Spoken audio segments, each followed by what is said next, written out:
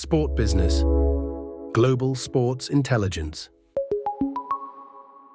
Hello and welcome to this week's edition of the Sport Business Podcast, getting you up to speed with the stories powering the global sports industry. I'm Catherine Davies, your podcast host, and this week we've got two big topics on the agenda, one each from the world of sponsorship and media rights. First up will be Matthew Glendinning and Ben Cronin from our sponsorship team, who are going to tell us what they know, and they know a lot, about beer sponsorship in the Premier League, and specifically the league's central sponsorship deal with Guinness. And then I'll be bringing media rights experts Martin Ross and Jonathan Rest in to discuss a détente in the world of skiing and snowboarding, with FIS, the International Federation, and the OSV, the Austrian national governing body, sealing new deals with the Infront agency. To you, our listeners, don't forget to leave us your feedback on today's podcast in a review on the Apple Podcast and Spotify platforms. Let us know if you like what you're hearing and what you'd like to know more about. Now, let's move on to our first topic for the day. I'm here with Matthew Glendinning, our European sponsorship editor, and Ben Cronin, our global sponsorship editor. Welcome back to the podcast, you two. Hello, Catherine. Matthew, you were here a couple of weeks ago to talk about sponsorship in the Women's Super League, but Ben, it's been a couple of months. Good to see you both. What's been happening for you since we last spoke? I'm going to go a bit granular, Catherine. Okay, I thought I'd got an exclusive this week, and it didn't happen. And the reason was because I'd seen the Shaw, the Shaw Tick brand, the antiperspirant brand on the Burnley sleeve against Liverpool. No one had picked up on it. No one in the sports press, no one in the business press. I thought I'd got the exclusive. Thought I'd better just check a bit of social media because it wasn't on Google. And what happened is that Burnley had announced the news on X, just on X, who is their content partner. And I was struck that Burnley would do this on X. And then a little time later, they then announced another sleeve sponsorship for the Cup games with a company called Chatbooks, also on X. And I'm thinking, well, I think, do you want to be associated with X? That's really what I thought. I've got a lot of time for Burnley, well-run club, etc. But do you want to be that associated with X? That was my thought. Wow. Can you match that, Ben? The state of the world, it reminds me of the time when Man United launched or announced one of their sponsorship deals in the sort of small hours of the morning, and it pointed to the fact that they were more interested in reaching consumers in Asia than their sort of core fan base in the UK and Manchester in particular. So that was an interesting one. So, I was going to say the reason for my absence from the pod from the last couple of months, Catherine, is actually I've been deep in the weeds with our global sponsorship report. So I'm glad that that's finished. And I've been able to sort of come up for air again. And also that's a subtle plug for that as well. That's now available to buy. We've also just started work on sponsorship in the Premier League, which probably explains why Matthew's been spending a lot of time thinking about Burnley as well. And also explains why we're going to be talking about beer category deals today. So yeah, that's what I've been doing. And I'm also looking forward to the Women's World Cup final on Saturday because I've been invited to that. The Rugby World Cup final. Well, I'm looking forward to that too, as you probably know why. Great. Well, you're both here to talk about the Premier League and specifically its beer sponsorship portfolios. Matthew, let's start with you. Guinness, the Irish stout, now owned by UK multinational Diageo, is a big name in the English Premier League these days. How has their presence as a Premier League central sponsor from last season, 2024 to 25, how has it shaken up the beer market? Yes, Guinness, I think, probably wasn't the expected, like if you thought about who would follow Budweiser and AB InBev after the 2023-24 season, you wouldn't have necessarily thought of Guinness. You think maybe it's a bit niche, Irish stout, would that work with the Premier League?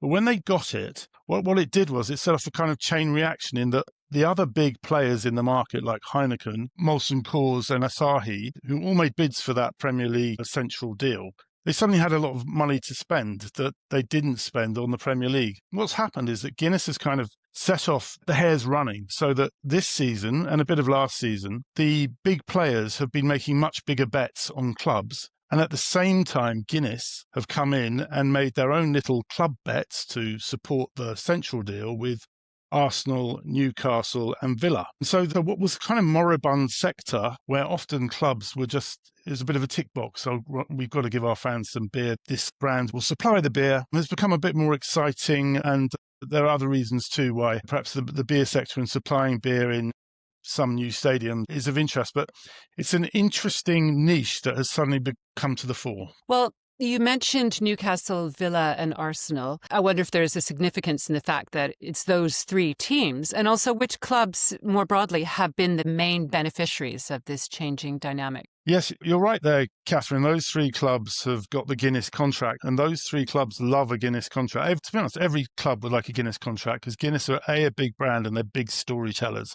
And so it may not come as a surprise that the deals may not be as big, perhaps, as you imagine, partly because the clubs themselves will be a bit more flexible on price because they want to have Guinness, and they'll probably put Guinness as high up in their sponsorship portfolio as possible visually, because who doesn't want to be associated with Guinness?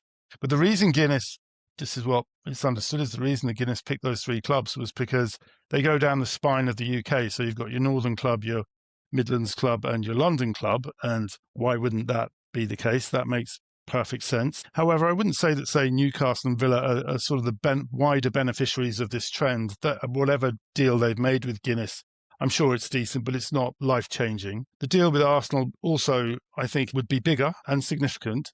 But I think the real beneficiaries have been Arsenal and actually their North London rivals Spurs, because again, the dynamics of these bigger brands who were disappointed or felt that they'd lost presence from Guinness taking the essential deal. Spurs have Molson Coors brand called Prava and a Heineken-owned brand called Tiger Beer. And those two brands combined have definitely increased the beer income from what was a standalone deal with Heineken. Meanwhile, Arsenal have Asahi and a non-alcoholic beer brand called Athletic Brewing from the US go with their Guinness deals. And so those two, really, if that was kind of combined in one major partnership, that would be a very chunky deal for the beer sector. And I should add that Spurs also have a kind of in-house brewery, a microbrewery owned by Heineken called Beavertown, which makes beer that is sold in Tottenham Hotspur Stadium. And that is sold with a very good margin, but I think because it's a kind of collaboration. So the whole beer sector is doing well, and some clubs are now doing very well. I like the notion of clubs having their own individual craft brewers inside the stadium. That's a good development. Now, I was going to ask Ben about the impact of team venues and locations on the beer and alcohol category. And if you could put that into context for people who don't live in the UK, who may perhaps not understand the intricacies of beer drinking preferences in the Premier League host cities. Yeah, it's interesting. I think the clubs that have got new stadiums have done pretty well. Tottenham and Everton, although they might not have been the best performing teams in recent seasons, albeit Tottenham won the Europa League last season, it's almost like they have more cachet with beer sponsors just because they've got new stadiums, and that allows them to host year-round events. And those events drive year-round sales and occasions to drink. Tottenham have got the NFL games. Everton are expected to have a load of concerts and not just football. And you see that in the fact that Budweiser has sponsored a fan plaza at Everton. And it's paying above market rates there. And that's going to be, as I've said on previous podcasts, that's going to be a year-round event venue. It's interesting that Guinness has selected Aston Villa, Newcastle and Arsenal. I'd say they're upwardly mobile clubs. Newcastle and Aston Villa are threatening to break into the top 6 or top 4 on a regular basis. As Matthew says, we heard that was about having a presence throughout the spine of England. I think another interesting example is Fulham, just because of their new Riverside Stand development. That backs onto the Thames. It's going to be a great drinking location in West London. And as a consequence of that, they've been able to attract a nice selection of spirits brands and kind of high-end beverages. So you've got Moët Hennessy, you've got Britvic, you've got a brand called Tequila Enemigos, which is going to have a branded cocktail bar within the venue. So, that conjures up images of people supping cocktails and watching the sunset on the Thames. They haven't actually, I was looking through their portfolio, they haven't actually got a beer sponsor yet. So I'm sure they'll be trying to get one there. And there are other brands. Another brand that sponsored them previously, Nemirov Vodka, we did an interview with their CMO, and she said all of the clubs we sponsor have amazing venues. So that's increasingly a big factor in some of these deals. These alcoholic brands want to sort of align themselves with amazing venues that have lots of great events and a roster of year-round activities. Interesting. That brings me back to what we spoke about last week about the US Open Tennis and how their Grey Goose sponsor makes the honeydew cocktails, and they turned over $17 million in sales from that one drink over the 2 weeks. But moving on, perhaps you can tell me a bit more about how these beer deals are structured. Yes, can. Obviously there's sponsorship IP in those beer deals, and they can be higher or lower based on how much LED you see around the place. I was looking at Chelsea recently, just trying to see where Carling was, and there they were behind the goal at various times. Some of them don't have a lot of LED, and they're kind of based more on a sort of, it's almost like a commercial arrangement rather than a sponsorship arrangement, but I'll try and explain that. Apart from the rights fees, in the contract, there'll be a price per unit of the product that the club will agree to buy from the beer sponsor. And if that price is not well negotiated by the club, they could end up with quite a negative outcome, in the sense that you could potentially, if the beer sponsor has been a bit cleverer than the club, you could be looking at the market, the open market, and you might be able to buy exactly the same beer for less on the open market that you're contracted to buy it with your friendly sponsor, or not so friendly sponsor if they've put the price up. So there's a few variables there in terms of structure, but I would say generally beer sponsors that are less than sort of big branding led sponsorships in the second tier. So when you look at the second tier, they'll often be aligned with other big brands, but they'll typically perhaps be paying less. And the only other structural big shift, though, looking back in time, is just how few beer sponsors there are on the front of shirt or anywhere, sort of that kind of visibility. Ben's young enough or old enough to remember the days when Carlsberg were on Liverpool and Newcastle Brown on Newcastle United. You don't see that very often. Yeah, and that's actually one of the reasons why Liverpool has probably still got one of the bigger beer deals in the Premier League, because the front of shirt deal has evolved into, they've dropped down the portfolio, but there's still a big financial commitment there based on the length of the relationship and the fact that they had those elevated rights before. I was actually thinking about Liverpool. I was thinking, well, maybe they're looking at all of their immediate rivals like Arsenal carving up the beer category, and they're asking whether or not it's better to have a deal with a single beer brand. I'm not exactly sure on the terms of the Carlsberg deal, but I'm wondering whether or not it actually precludes them from striking a deal with someone like Guinness. And if it does, then maybe they'll be looking at to revisit that.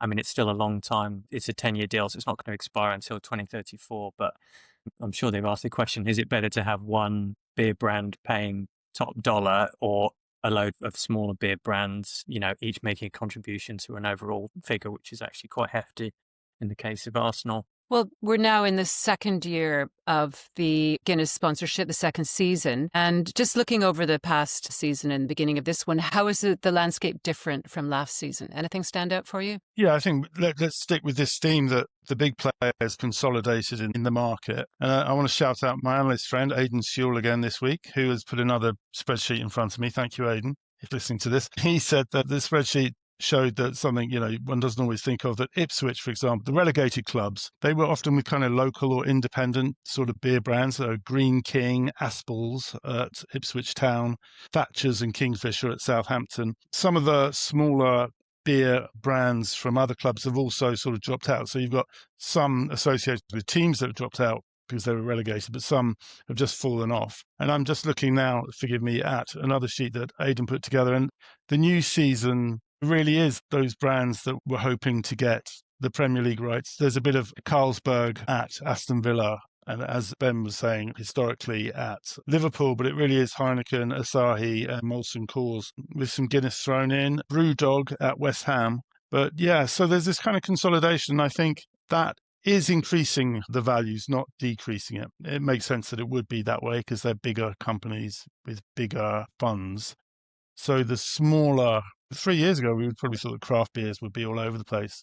Well, they're still dotted around the place, but they're not all over the place. Well, I'll throw this to you, Ben. What has happened to AB InBev and Budweiser in UK football? There's been changes there, haven't there? Yes. As Matthew said, they used to have the league level deal with the Premier League. They also used to sponsor the FA Cup, but that one, is that expired now or is it still? That's expired, yeah. The Emirates. I think Carling are now over that one, yeah. Yeah, Carling took their place, didn't they? Yeah. So, and the Premier League deal, I think that had run its course. The thing about Premier League sponsorship deals is they don't actually always confer pitchside branding. The Budweiser deal was an exception to that because they did have some pitchside branding at lower tier and mid-tier clubs if they still had inventory to sell. Principally, when you look at that deal, that was about carving out extra retail space. If you've got Premier League IP on cans and you can do a nice big sort of cardboard cutout promotion in Sainsbury's or Tesco, that often encourages the retailer to give you extra sort of shelf space and extra promotional, because they can tie that to tentpole events. So it really helps if you have that Premier League IP. But I think there's a law of diminishing returns. And if you've had that for years, then it becomes less valuable. It's probably to the benefit of Budweiser and Guinness that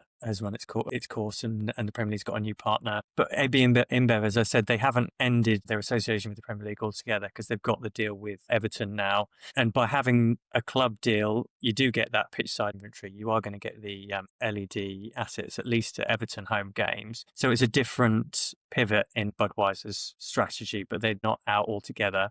And they have made a significant commitment to Everton, as I said, over a 7-year term. I mean, there are break clauses before that, but the people I speak to say it's very unlikely they're going to trigger those. It's probably going to be for the 7-year duration. So they have a different presence, but they haven't exited altogether. I'm just wondering, they are obviously the global sponsors of the World Cup, and so therefore one should associate Budweiser with top-level football and national team football. I don't know whether in this country Budweiser, despite all the efforts and the great campaigns that their agency has made for them, whether they really are a kind of the beer of football. Or maybe that's just my sort of take on it. Well, I will say about Guinness, they are newly popular among young drinkers, which I think comes as a surprise to us. And I wonder which came first, the sponsorship of the Premier League or whether young people started drinking Guinness before that happened. But of course, there's the hashtag splitting the G, which my 23-year-old daughters are avid followers of. I don't know if our listeners know what that is. Perhaps you can explain, Matthew. Well, thank you, Catherine, because you just explained it to me about 20 minutes ago. So I think it's when you... I'm testing you. When you take your first gulp of Guinness and it's supposed to go down to where on the glass, the Guinness logo is somewhere in the middle, and you're supposed to kind of bring it down to exactly splitting the G, but I'm not quite sure. Well done. Full marks. Don't try this at home, kids, or maybe do. Well, I think that's a great way to wrap up this first subject of the podcast this week. Thank you both, gentlemen. That was informative and insightful and a lot of fun too. Thanks very much. We will see you both again soon. Now we're going to take a short break before we come back with something completely different. Stay ahead in the business of sport with Sport Business newsletters, covering the biggest stories driving the industry, delivered straight to your inbox at no cost. Sign up today at sportbusiness.com. Welcome back to the Sport Business Podcast, bringing you the latest sports business industry news. Now we're turning our attention to the media rights sphere in this segment of the pod. And now that we're officially not in summer anymore, it seems appropriate to cast our eyes towards winter sport. And to do that, I'm here with Martin Ross, our global news editor, and Jonathan Rest, our global news reporter, to talk about the latest media rights developments from the world of skiing and snowboarding. Welcome back, you two. After your stay up in the Cotswolds last week to attend the IMG Redbird Summit, have you turned your thoughts to the slopes yet? Or do you even do that? No. I mean, the irony is I cover this a lot, skiing, and I really don't like skiing. But that's kind of the beauty of what we do. I remember talking to Matt a little bit around F1, and because he's done so many kind of stellar F1 stories, I presumed he's a bit of an F1 nut, but he's not really. Just the way it works, the way we have contacts in different places, can shape what we write about. So I don't know. John, how's your skiing? Awful. Because I play football to some kind of standard, I wasn't really allowed to do winter sports in case I broke my leg or something. But I used to like watching Ski Sunday. That's about my extent good tune. of my... Very good. Yeah, tune. great tune. Still in the head now. So that's my winter sports. Prefer a bit of ice hockey, I think, Catherine, a bit more. It is fun, though, if you go. I mean, I've been to a few events, and actually, if you sit and watch everybody arrive down the slopes, and there's Switzerland, there's cowbells, and there's music, and it's a beautiful, picturesque scene of usually a crisp blue sky, and it is very enjoyable to go and watch it, but yeah, you will not get me going down a slope. Yeah, and there's things like the ski jumping too. I was just up at Whistler recently where you're allowed to walk up the ski jump ramp, and even just going up there really brings to the fore what it's like and how these sports are so incredibly fast and dangerous and impressive. But let's move along. Martin, there have been two big announcements this month. The Austrian Federation, the OSV, has settled with the FIS, the world governing body, to allow a clean sweep of centralized sales. And secondly, the Infront agency managed to grab the global media rights to the FIS World Championships. This now clears the way for Infront to sell media rights to all of skiing. But it's been a long, convoluted and tumultuous process. And long, I mean, I've been writing about this 20 years ago or more. How did we get here? I'm going to be a pedant man saying that it's the OESV because there's an umlaut above the O. Sorry to begin with such That's a very pedantry point, pedantic. but that's me getting one back for your very good Spanish pronunciation. Oh, Yeah, I mean, you're right. We've been writing about disputes for a long time, and there was a big one between Infront and EBU over the Swiss ski rights. Cool. When was that? 10, even more than 10 years ago? I can't remember, about 10 years ago. So it's been fractious for a while. People might listen and be, well, why are we covering this? Maybe, more from the sort of Anglophone world. I think we're maybe guilty of talking about, it's just skiing, or this is something that Infront sells and Nordic and German broadcasters show, and it's another world. I mean, this is the biggest media rights story in skiing's history that's unraveled over the last few years. There was private equity interest from CBC last year. They made a $400 million upfront cash bid for 20% of the commercial rights. Project Snow, it was called. FIS rebuffed it, haven't ruled it out in the future. And they get big audiences. I mean, I was just to pick a fairly random few, but ARD in Germany got 7.3 million viewers, 2.5% share for the Four Hills tournament at New Year. Fairly recently, ORF in Austria, I think 70% of Austrians over 12 were watching some form of live coverage of the Alpine World Championships this year in Saalbach.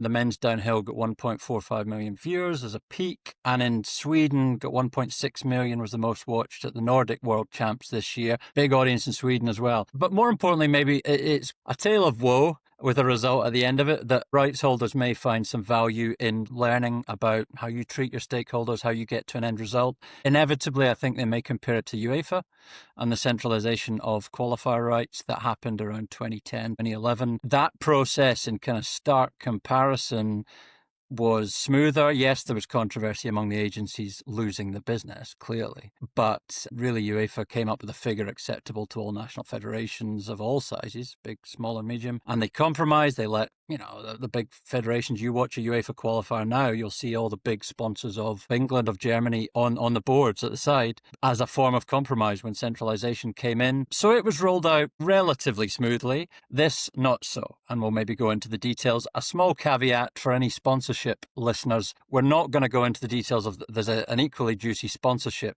story to be told around Tridem Sports and a court case and a shareholders agreement with FIS over the marketing of sponsorship rights. We've covered all that in Sport Business Sponsorship. You want to read about that, then go there. But yeah, we're going to go into the media rights. Before I take any questions from the gallery, I thought I might just quickly talk through this. I've identified 13 kind of key calendar points since Johan Elias was elected in June 2021.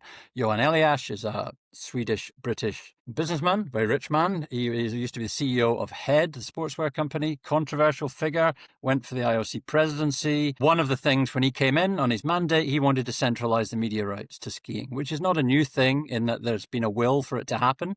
But he wanted it to happen, and pretty quickly. The second point in April 22, there was a Concord agreement laid out to the national associations as to how it was going to work. At the same time, Infront started trying to get an injunction against centralisation, preparing its legal challenge. The rest of 2022, FIS built up its media and marketing division. Christian Zalman, Roberto Nozzotti, Oliver Kraus, well-known names in the industry, started staffing up. The legal challenges continued.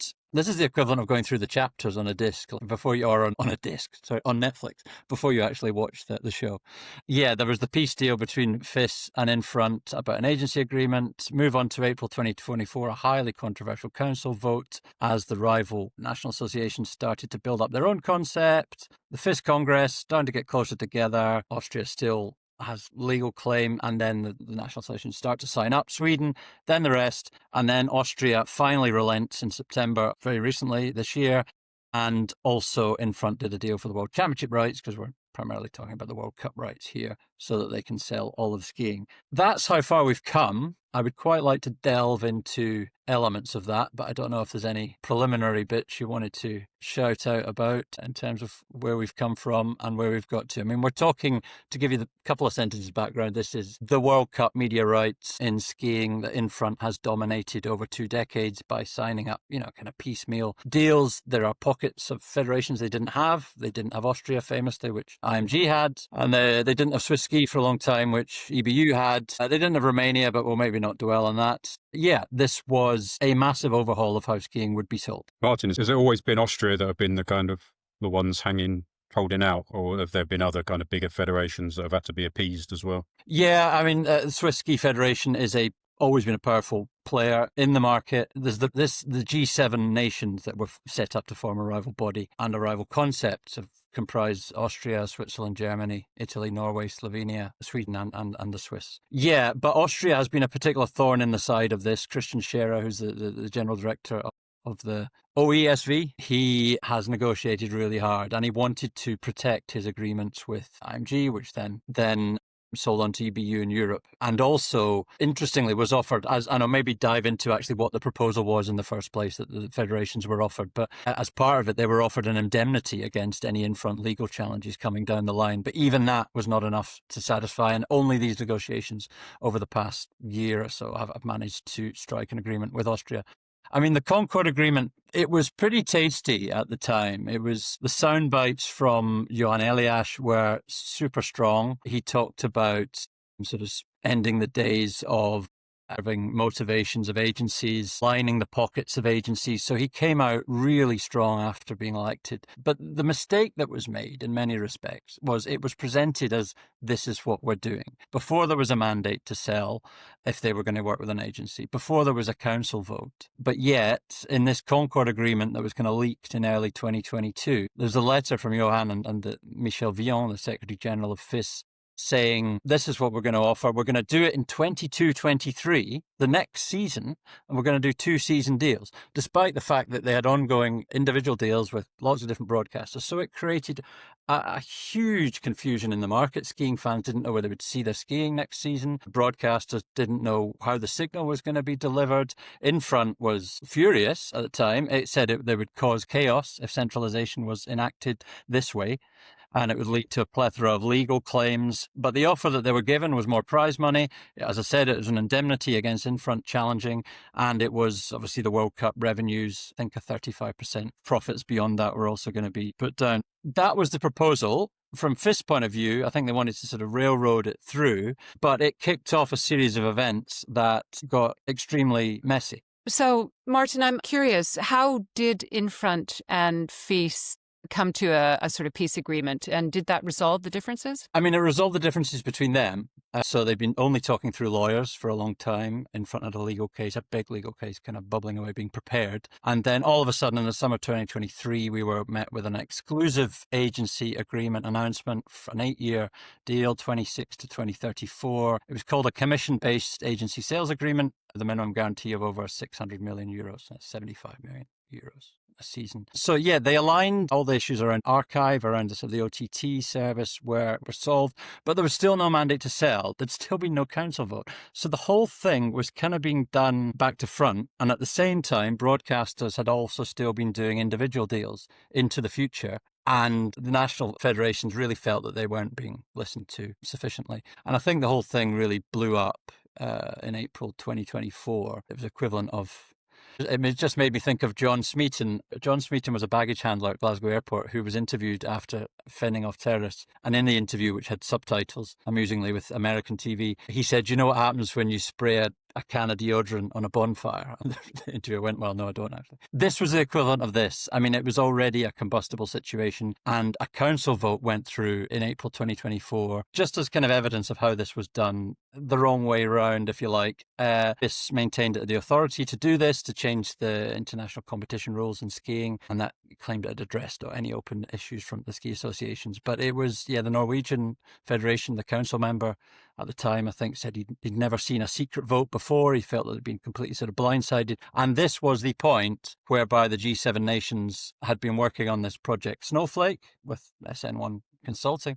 They used it as a point to draw a line in the sand and say, no, this is the end. We're not negotiating around centralisation. We're pressing ahead with our concept. And their concept was really about squeezing the margin of agencies. So I think there was a 15% margin in the Infront FIS proposal. They effectively proposed 5%. And they also started to shine a light on how this 30 million Swiss franc signing fee that Infront got was going to be distributed. Was it going to be distributed equally? What share were they going to get?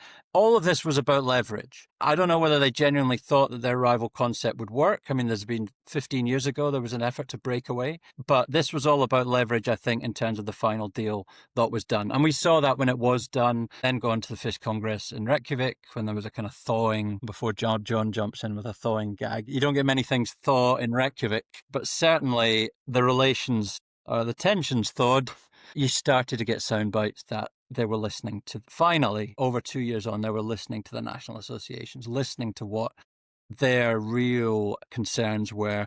But the fly in the ointment was still Austria. And Austria represents some big races, Kitzbühel, Solden, Four Hills. And the threat there was, imagine a calendar. Imagine trying to sell a World Cup calendar without these races on it, as this kind of bubbling dispute around who owned the rights continued. So yeah, then we got, end of last year, finally Sweden signed up, and then there was an announcement at the end of last year that the other associations, bar Austria, had signed up. And the crucial bit in that was that FIS said that the changes made to the international calendar rules in order to facilitate centralisation had stemmed from the Snowflake proposal. So they had listened to the Snowflake proposal. It had been leverage in my eyes, and they had got there. And Catherine, as you said, when we opened up the segment, the final pieces of the jigsaw fell into place with Austria aligning, but from 27-28, so that they get to respect their IMG EBU agreements. Then Infront also landing the World Championship rights, which they've kind of had for a long time in the media rights side. So now we're all in a very happy place where Infront can sell media rights. They always did bundle World Cup and World Championships, but can actually collectively sell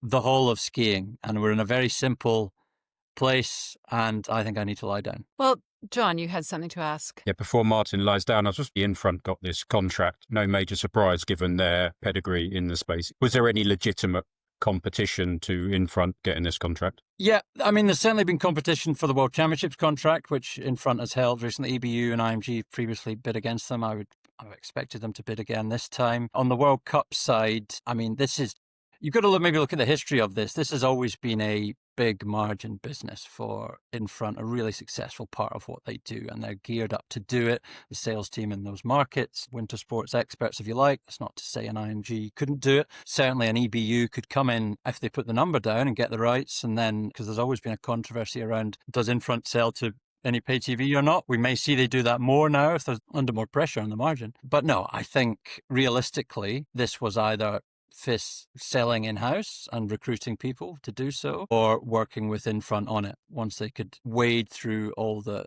complexities of it. I think where it leaves us now, as I said, I think it's the length of time it's taken over the negotiations tells you that it's going to be a cleaner sell for Infront, in that they will sell World Cup to everything. They will sell World Champs. They can sell them together. So there's a real value ascribed to that, and bundling, it has that value. There's a real sort of clarity of what they sell. But, there's been so much focus on what they're getting paid, what their margin is, and so on, that they will be under more pressure than ever before in a depressed general media market to deliver on this. It's going to be tough. They will, of course, have done, not of course, but many times they would do sort of be aware of what deals that they can get done coming down the line. So it's certainly not a punt at all from them. Is this going to make a difference to what we see? I know skiing is on the CBC here. So if I'm watching skiing, am I going to see a more unified product? I'm not going to have something that's being sold by the OESV and something by Infront. How is it going to make a difference to the viewer? On the World Champ side, not at all. It's always been a very high-spec production. ORF or SRG in Switzerland have always been, for their events there, taken a strong hand in it, and it's been held in markets where it's not an issue. And again, World Cup as well. I don't think, as much disruption as there was behind the scenes, I don't think there was actually any disruption to rights deals were still paid for and the signals were still delivered. So you may notice, obviously more on the sponsorship side, you'll have started to notice the centralisation of brands. So that is now been taking effect. And it was, as much as it was challenged legally, it was sort of the first cab off the rank. But no, I don't think you will see much difference. The question I would ask, I suppose, is will we see maybe more pay TV deals? I don't think they'll be hugely different. Infront's got awareness clearly of the importance of free-to-air. Viaplay was the big controversial one in the Nordics. They do have free-to-air outlets as well. But I don't know what John thinks, but in many ways, I think this probably closes the door on private equity. They've missed the boat on the heyday of margins on skiing sales. So what is the return if they come in now? And what is the need for capital? What is the need for them to come in when we now have all the national associations happy, in inverted commas, with what their deal is? So I don't see a revival of whether that's CVC or other interest in it. I don't see if that works for both sides. No, I think we talked before a few weeks ago, didn't we, when we were talking about private equity and what that interests them. coming in with something fresh. And I think, this kind of kicks the can down the road for quite a few more years. Yeah, you would have thought if ACVC or whoever was coming in, they would want to partner with in-house commercial agency that fees set up and kind of work with them. And that looks like now that's kind of locked up for the long term. So I agree. I can't see there being much interest now in that. Well, Martin, one thing that's bemused me as an observer is why has all this acrimony happened in skiing? I mean, you have federations like skating where some countries have the best events, or they have top events and top skaters, and ice hockey, and not just winter sports. But why the acrimony in skiing? Why has the OESV stood apart from a central deal? What's behind that? I mean, I think there's always been this huge acrimony in skiing politics, probably as a reflection of the disparity in terms of how many powerful skiing nations you have, which is not that many. It's the Nordics, it's Germany, it's Austria. It's not, I mean, the US and Canada are important kind of skiing nations for DOPS on the calendar, etc. But it's always been, to my mind, very fractious. When you have powerful few, they will always scramble over sort of what's at the table. But it's been wrapped up more so in a lack of clarity and a debate over what the being on the World Cup calendar kind of gets you. Without going into the minutiae of what details of international calendar rules, when you have big federations sort of pinned to certain events that are crucial to the calendar, they've got a lot of leverage. So if they're unhappy around distribution and a system where everything has been sold individually, they're all doing different deals on different terms. It's a hard one to massage sort of all the egos and see the bigger picture. But as I said from the outset, there has been a will for a long time to centralise rights to skiing. We've got there, but it's been the process by which we got there that's been a big learning for the sport and maybe other sports, and left a lot of them unhappy with how it came about. Well, it's certainly a complex and convoluted history, and we'll look forward to seeing how it pans out in the years ahead. I think I've got it straight now. Do you, John? Does it all make sense now? Just about, yep. It's all downhill. Well, please do have a look. SportBusiness.com, Sport Business Media. We've done various pieces that have taken this much further. So if this has piqued your alpine interest, then get online. Well, thanks very much, you two. As usual, great insights there. And we're going to take a short break now, and then you're both going to come back and join me to talk about what we're looking at in the week coming up. We'll be right back. Stay ahead in the business of sport with trusted news, data, and analysis across media rights, sponsorship, and more. Explore our subscription options at sportbusiness.com. Welcome back to the Sport Business Podcast. Now, Martin, John, and I are here to take a look at what we see as some of the key developments in the week ahead. And one thing I wanted to point out as looking ahead to this week and the next couple of weeks is, if you're in Brazil, you're in luck, because ESPN and Disney Plus have launched guided meditation sessions to help fans with their anxiety during the quarterfinals of the Copa Libertadores and Copa Sudamericana. And this is all endorsed by CONMEBOL. So I think this is something that could be brought out to other competitions, particularly with, I'm looking forward to the Women's Rugby World Cup on Sunday. But these sessions offer breathing techniques, mindfulness exercises, and stats and positive info about the Brazilian teams that are in the Copa Libertadores quarterfinals. So there you go. What do you think of that? My main thought would be pedantry once again. I'm going to flag the Women's Rugby World Cup final between Canada and England is in fact on Saturday. Well, I clearly need some mindfulness training, don't I? Right. Well, John, I think you had something to look ahead to this week. What are you thinking of? Yeah, it's actually a warning for some of our listeners they might need some meditation and some mindfulness because on some news on the 1st of October, Sport Business is launching a new website and newsletter, which I will be editing, called On the Money. And it's going to be a weekly global look at where sport and finance meet, basically looking at the flow of capital across the world. We're going to be looking at kind of different interviews, news, trends, strategies that are shaping the future of sport. I think we've spent constant amount of times writing about private equity in sport and different investment vehicles. And this is kind of going to be the one-stop shop for readers to keep a track on that. So keep an eye out for that. It's going to be on Wednesday the 1st, and then every week thereafter on a Wednesday, you'll be getting that free to read.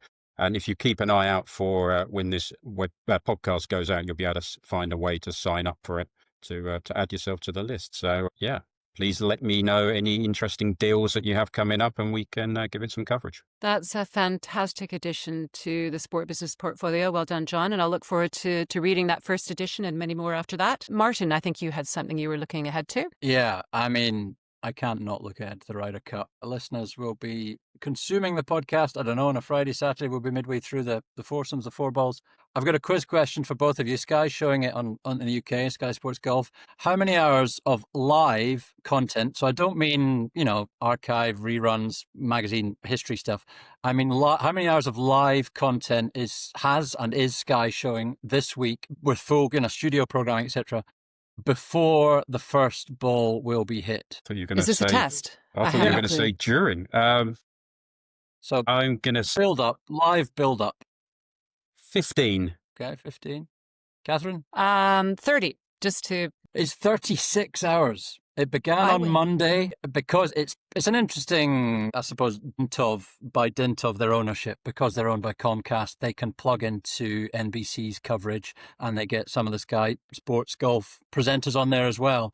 But I mean, I watch a lot of live golf, and I cannot consume 36 hours of live preview coverage. But there we go. That's where we are and the world we're living in, apparently. From a sporting point of view, I'm going to tip Europe to win. This might look very silly next week, but I think the fact Keegan Bradley referenced a 1999 winning putt for the USA by Justin Rose during his opening ceremony suggests to me that, and not Justin Leonard, suggests to me that he's not quite as on the ball as Luke Donald. Let's just hope everybody behaves himself and it's not a turning point for the event in terms of getting a grip on fan behaviour. I think it may be a turning point in terms of pricing. $150 for a ticket for a 1 day. It does include sort of grab and go food and drink, whatever that is. $15 to $19 for a beer. So maybe there won't be so much trouble because nobody can afford to get drunk. But yeah, I'm massively looking forward to it and very excited. This is going to age very badly, but I'm very excited for Europe to do well. Well, we've covered John's new finance newsletter, the Ryder Cup,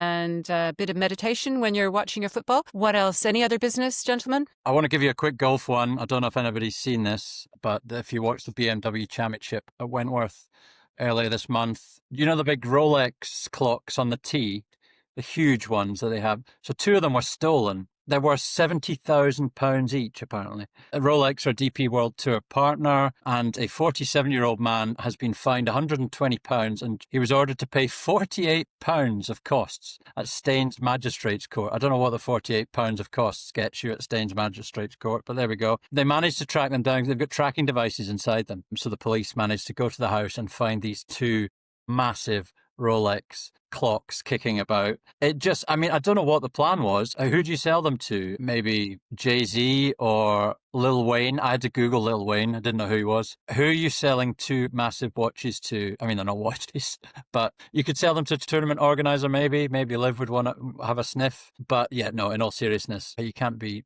shipping on stolen goods that you've pinched off the back of tees at Wentworth. Yes, there's a nice bit of criminality to end the podcast. Okay, well, that has been a bumper week. Lots of news, lots of looking ahead, lots of other business, and an exciting new newsletter to look forward to when John launches his On the Money newsletter on October 1st. Watch out for that. Thank you very much. And we will be joining you all next week with the Sport Business Podcast. To our listeners, if you want to know more about today's stories, or any of our other reports and analyses, and especially if you're looking for the world's largest collection of accurate feeds across media and sponsorship, you know where to go. Take a look at subscription options on our website or get in touch with us via email at info@sportbusiness.com. And as always, if you enter the code SBPodcast30 at the checkout, you'll get a 30% discount on annual and monthly Sport Business subscriptions. Don't forget to share your thoughts on this episode and give us your feedback in a review on the Apple Podcast and Spotify platforms. And watch for our weekly LinkedIn posts promoting the podcast, where you can, of course, leave a comment. Thank you all for tuning in, for reading, for subscribing. I'm Catherine Davies, and we'll be back again next week with the Sport Business Podcast.